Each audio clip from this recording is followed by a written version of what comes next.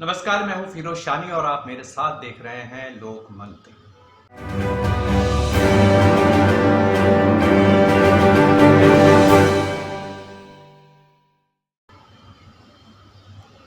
कल यानी 19 अप्रैल को 2024 लोकसभा चुनाव के पहले चरण का मतदान संपन्न हुआ।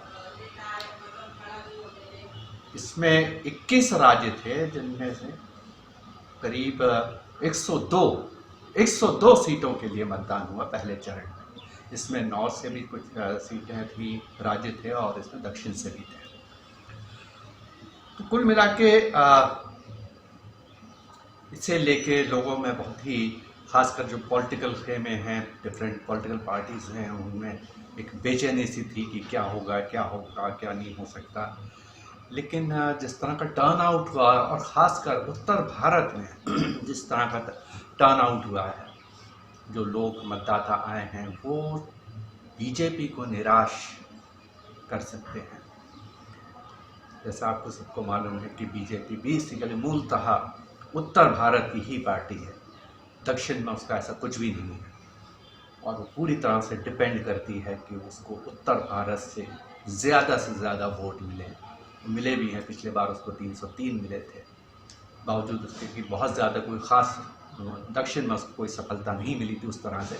लेकिन हाँ, यहाँ मिली थी उनको उत्तर भारत में, चाहे वो यूपी हो, चाहे वो मध्य प्रदेश हो, राजस्थान हो, और दूसरे राज्य हों, वहाँ पर बिहार हो, यहाँ पर तमाम उसको बड़ी सफलता मिली थी, और इस तरह से उसका जो नंबर था 303 का पहुँच गया।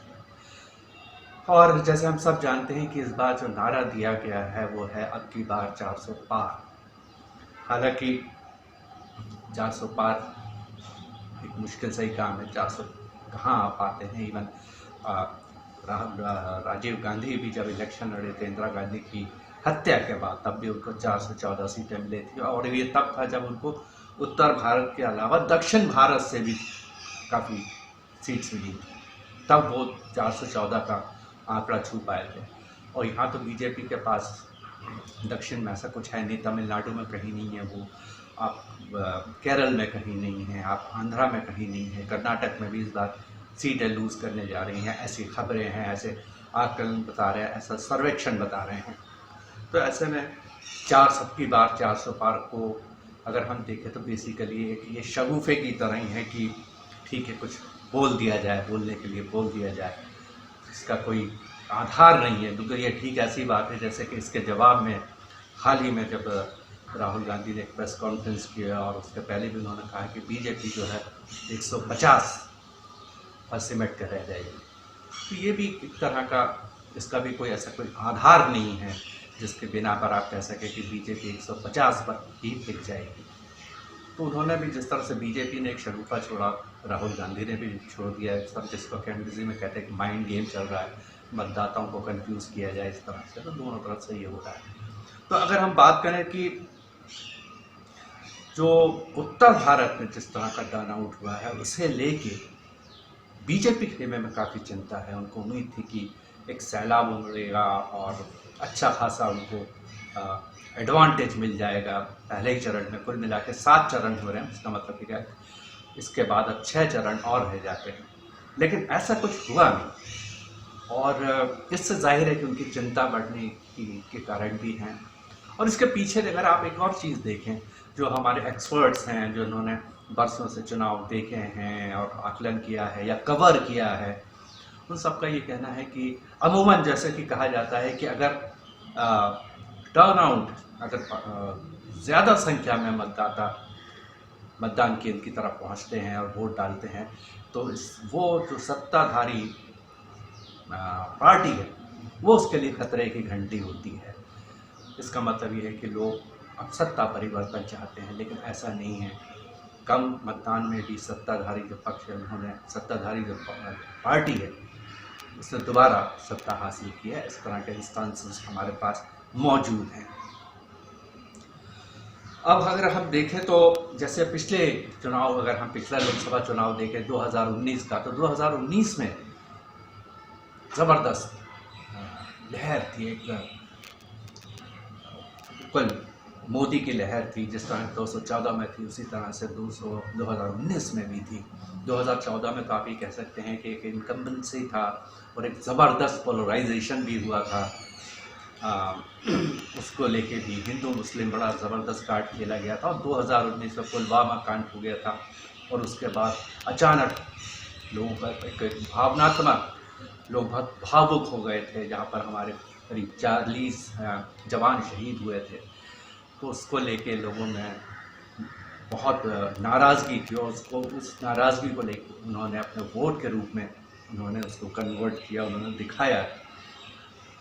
लेकिन इस तरह इस बार आप देखें तो मोदी लहर आपको हमें कहीं नज़र नहीं आती, कहीं नज़र नहीं आ रही। उन्होंने हर तरह का कार्ड खेल दिया। जैसे हम सब जानते हैं कि राम मंदिर में प्राण प्रतिष्ठा हुई, उसमें आपके प्रधानमंत्री मोदी जी ही पेश थे। ये बावजूद इसके कि मंदिर इनकम्प्लीट था, अधूरा था, और जो चारों पीठ के जो शंकराचार्य हैं ना, उन्होंने इसका विरोध किया और इस अनुष्ठान में कि जो प्राण प्रतिष्ठा का जो अनुष्ठान था इसमें उन्होंने हिस्सा नहीं लिया, इसका बहिष्कार किया। लेकिन मोदी को ऐसा लगा कि अगर मैं राम मंदिर की इस लहर का सवार होता हूँ तो उनके लिए ये जो चुनाव है 2024 का चुनाव, ये उनके लिए बहुत आसान हो जाएगा जीतना। लेकिन जैसे सर्वे आ रहे हैं तो उसमें बहुत मुश्किल ऐसा लग रहा है, जो लोगों से बात की जा रही है उसमें वो लोग मुश्किल से 8% लोग ऐसे हैं जो कहते हैं कि राम मंदिर कोई इशू है, मात्र सिर्फ 8%। और ज़्यादातर जो इश्यूज़ हैं जिस पर लोग बात कर रहे हैं वो है बेरोज़गारी है, वो है आपका रोज़गार है, वो आपका करप्शन है, ये सब तमाम इशू हैं। शिक्षा है, नौकरियां हैं, जिस तरह से सरकारी नौकरी रिक्त पद हैं, खाली पड़े हुए हैं लेकिन उनमें कोई नहीं हुई। दूसरी तरफ आपका किसान आंदोलन है, जो जाट किसान हैं वो नाराज़ हैं। तो ऐसे में कम मतदान हो जाना ये वाकई बीजेपी के लिए चिंता की बात है। तो इसको हम दो रूप में देख सकते हैं कि एक तो जो मतदाता है उसका बीजेपी से मोह भंग हो गया है, जो लगातार एक रिकॉर्ड की तरह चलता जाता है कि मोदी की गारंटी है, इस बारे में मोदी की गारंटी ये है, इस बारे में मोदी की गारंटी ये है। तो ये सुन के हमें ऐसा लगता है कि जनता जो मतदाता है उनके कान पक चुके हैं और वो अब इसको नहीं सुनना चाहते, और शायद यही वजह है कि वो मतदान केंद्र तक पहुँचे ही नहीं। इसका एक कारण ये हो सकता है, दूसरे मतलब ये कि वो बीजेपी से नाखुश है। इसका अगर हम दूसरा कारण ढूंढें तो वो ये है कि तमाम पार्टियों को लेकर ही उनमें एक मायूसी छाई है। सबको ये लग रहा है कि भाई अगर ये नहीं कर पा रहे हैं तो कोई भी नहीं करेगा, ये काम कोई भी नहीं करने वाला। और जितने भी पॉलिटिकल पार्टीज हैं जिसको हम कहते हैं सब एक ही थैली के चट्टे बट्टे हैं, तो ऐसा भी उनको लग रहा है कि इस तरह की विवाद है। तो ये मतदाताओं का इस तरह से उदासीन हो जाना, इंडिफरेंट हो जाना, घर पे बैठे रहना और वोट नहीं देना, ये लोकतंत्र के लिए बहुत शुभ संकेत नहीं है। एक स्वस्थ लोकतंत्र में मतदाताओं का जो पार्टिसिपेशन है, उनकी जो भागीदारी है, उनकी जो हिस्सेदारी है, उनको वो एक बहुत ही महत्वपूर्ण है, बहुत महत्वपूर्ण बात है। तो तभी एक स्वस्थ लोकतंत्र जिंदा रहता है। तो एक चिंता की बात है जो इस बार जो कम टर्न आउट हुआ। तो अगर हम देखें, लोग ये भी कह रहे हैं कि जी गर्मी की वजह से शायद लोग नहीं निकल पाए, तो ये इस एक्सक्यूज़ का कोई मतलब नहीं बनता, क्योंकि पिछला चुनाव भी गर्मियों में ही हुआ था, तब भी लोग आए थे। 2000 का चुनाव जब हुआ था चिलचिलाती हुई धूप लगभग इसी महीने के आसपास होता, और ये इस मौसम में इस महीने पूरे उत्तर भारत में लू चलती है, बहुत गर्मी होती है। तो पहले हम इसके पहले कि और आगे चलें तो हम देखते हैं कि 2019 में जब पहले चरण में 102 सीटों पे जो मतदान हुआ था, तो वो उत्तर भारत के राज्यों में उनका प्रतिशत क्या था, कितना टर्न आउट था, तो उस पर हम एक नज़र मारते हैं। तो हम शुरुआत करते हैं कि 2000, बल्कि मैं ये कहूँगा कि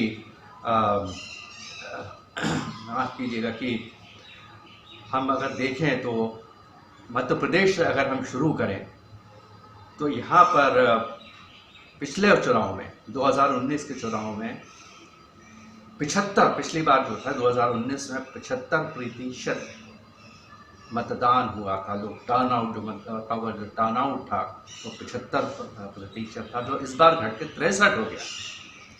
और जबकि बिहार में पिछली बार जो था, पिछले चुनाव में 53% था, जो इस बार घट के 47% हो गया। और इसी तरह राजस्थान में पिछली बार था 63.71, जो इस बार घट के 57.87 हो गया।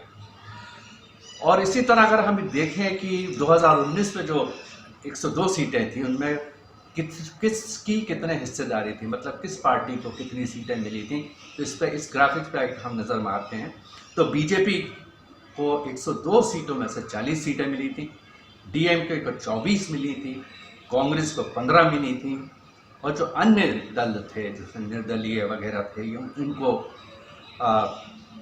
करीब 23 सीटें मिली थी। तो ये तो था पिछले उसका। तो अब अगर हम बात करें कि जो कम मतदान वाला जो चक्कर है ये कितना इफेक्टिव है, तो आप बता दें कि 12 आम चुनाव में 5 बार ऐसा हुआ है कि कम मतदान हुआ, इसके बावजूद 4 बार सरकार बदली है।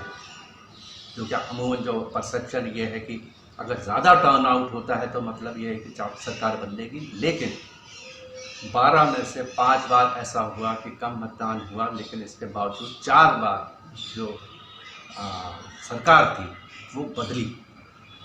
और इसी तरह से अगर हम और आगे चलें कि 1980 में कम मतदान हुआ था, लेकिन जनता पार्टी को हराकर कांग्रेस सत्ता में आ गई। इसी तरह 89 में कम मतदान हुआ और कांग्रेस को हराकर वीपी सिंह सरकार बना ली थी। और इसी तरह 91 में भी ये हुआ, कांग्रेस ने सरकार बनाई। 99 में कम मतदान के बावजूद सत्ता परिवर्तन नहीं हुआ। तो कुल मिला के ये सीन है। अब हमें देखना, अभी तो ये एक लंबा सफ़र है, अभी तो हमारे से पहले ही दौर का मतदान हुआ, पहले ही चरण का मतदान हुआ। अभी आगे आगे और क्या होता है ये देखने लायक है। और जैसे कि हम देख रहे हैं कि इस बार बिहार में भी बहुत कम मतदान हुआ है। और दूसरी तरफ हम देखें पश्चिम बंगाल में ज़बरदस्त 1 से ज़्यादा प्रतिशत मतदान हुआ है, ये देखने लायक होगा।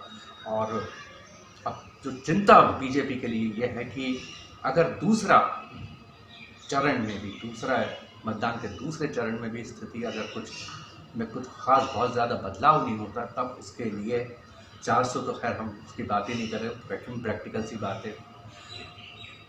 270-77 का जो उनका आंकड़ा है जिससे वो सरकार बना सकते हैं, उसके भी लाले पड़ सकते हैं, ऐसा अंदेशा है।